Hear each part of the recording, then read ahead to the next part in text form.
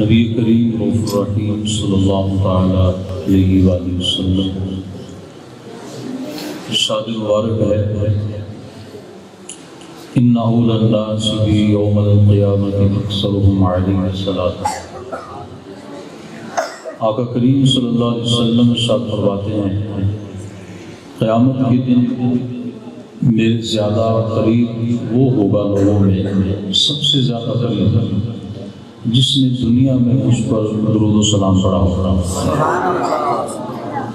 نبی کریم صلی اللہ علیہ وسلم کا قرب پانے کے لیے، آپ کی نزدیکی حاصل کرنے کے لیے درود و سلام بہت بڑا وظیفہ ہے۔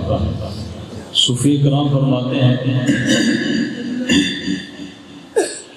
کہ اللہ کا قرب پانے کے لیے سب سے بڑا وظیفہ نماز ہے۔ وہ جو ہے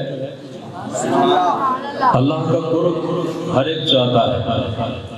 فرمایا کہ اللہ کا قرب پانے کے لیے حدیث قدسی ہے، آقا کریم صلی اللہ علیہ وسلم فرماتے ہیں اللہ تعالیٰ نے ارشاد فرمایا ان عبدی ما يتقرب الی بشیء احب الی مما افترضته علیہ۔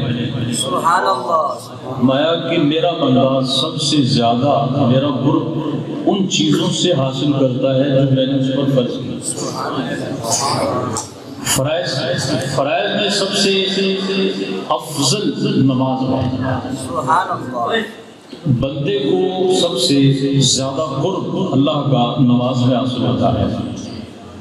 تو جو اللہ کا قرب زیادہ حاصل کرنا چاہتا ہے وہ نماز کی پابندی کرے، اور جو مصطفیٰ کریم کا قرب چاہتا ہے وہ درود و سلام کی کثرت کرے۔